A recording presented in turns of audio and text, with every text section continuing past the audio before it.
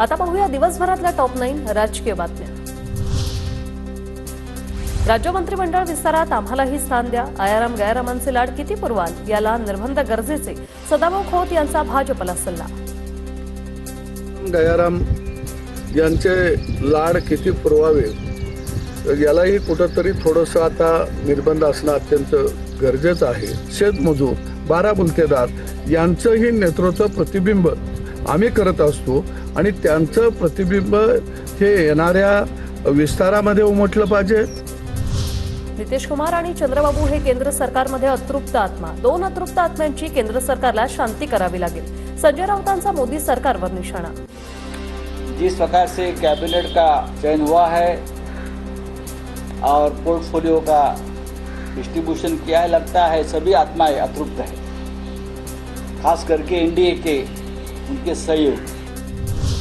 ठाकरेंचा काँग्रेस आणि राष्ट्रवादीला खूप फायदा झाला। ठाकरेंनी अनेक दौरे करूनही केवळ 9 जागा मिळवल्या। चंद्रकांत पाटलांची प्रतिक्रिया, तर ठाकरेंच्या पक्षाला गळती लागली। खासदार संदीपान भुमरेंचं विधान।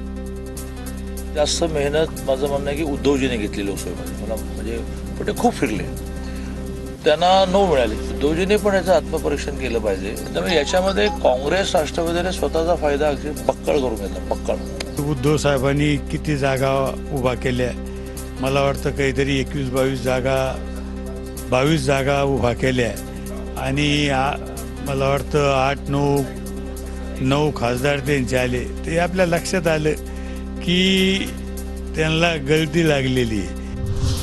ठाकरेंना मुस्लिम आणि दलित बांधवांच्या मतांमुळे सूज झाली। मंत्री उदय सामंतांची उद्धव ठाकरेंवर टीका। लोकसभा निवडणुकीत आमचा जिंकण्याचा स्ट्राईक रेट 48%, सामंतांचं वक्तव्य।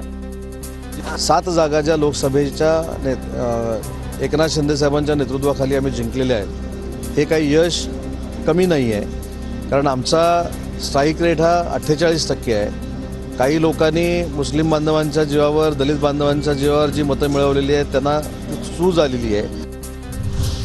गोड बोलून माझा काटा काढण्याचा सरकारचा प्रयत्न सुरू। सरकारला जाणीव असती तर मागणीची दखल घेतली असती। मनोज जरांगेंचा राज्य सरकारवर गंभीर आरोप। गोड बोलून काटा काढायचं काम करत असते ना, एका दिवसाचा अंदाज दिसतोय, मग तातडीने मार्ग काढतो म्हणायचे। 5-5 दिवस होऊ द्यायचे। त्यांना जर मराठीची माया असते 4-4 दिवस उगूच दिले नसते त्यांनी। खासदार संदीपान भुमरेंनी घेतली जरांगे पाटलांची भेट। संदीपान भुमरेंकडून मनोज जरांगेंच्या प्रकृतीची विचारपूस। सरकार आरक्षणाच्या बाबतीत सकारात्मक, खासदार संदीपान भुमरेंची माहिती।